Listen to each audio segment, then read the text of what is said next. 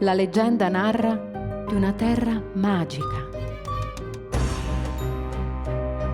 dove sport estremi convivono con quelli alla portata di tutti, dove regine e papi trovarono quiete e serenità, dove le case conservano tradizioni antiche e i grandi pittori vissero per ispirare la propria arte. La leggenda narra di una natura grandiosa e incontaminata, dove le più belle montagne del mondo dominano l'orizzonte, dove acque termali sgorgano pure e cristalline, dove l'uomo può riscoprire la propria essenza. È in questa terra che le notti sono infinite, ma allo stesso tempo trionfa il relax.